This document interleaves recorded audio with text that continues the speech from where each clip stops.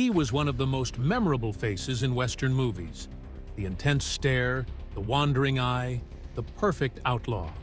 Yet Jack Elam carried a long-standing bitterness toward one of Hollywood's biggest stars, Gary Cooper. What fueled that resentment? And how did the character actor who played villains build a lasting legacy of his own? Born William Scott Elam in 1920 in Arizona, Jack's early life was marked by hardship. He lost his mother young and was raised by relatives before moving to California. A childhood accident permanently damaged his left eye, creating the distinctive look that later became his trademark. At first, it felt like a curse.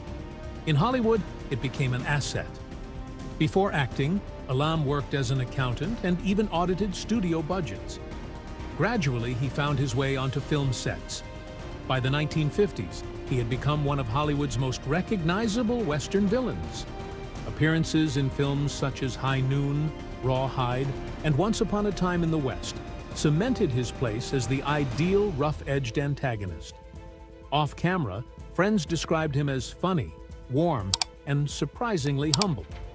Later, he reinvented himself in comedy, including roles in Support Your Local Sheriff and The Cannonball Run, proving he was far more versatile than the bad guy image suggested.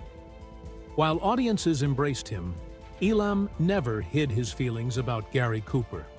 To Elam, Cooper represented everything polished and privileged about old Hollywood, the handsome leading man treated like royalty by the studios, while character actors like himself fought for smaller roles.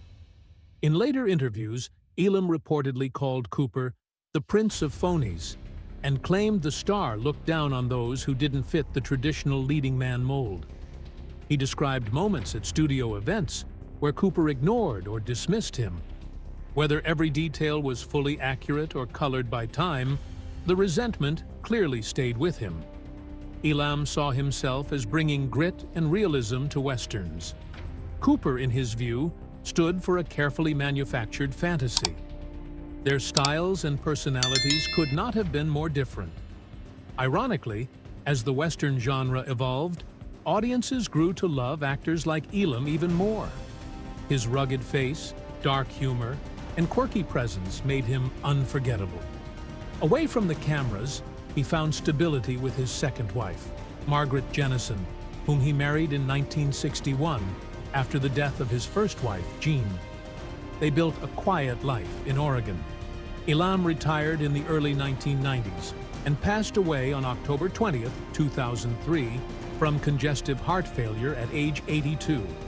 Whether playing a ruthless outlaw or a lovable comic sidekick, Jack Elam became one of the most distinctive faces in Western history. His reported feelings toward Gary Cooper remain a fascinating footnote in Hollywood's long list of complicated relationships.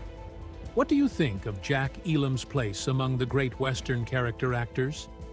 Share your thoughts below.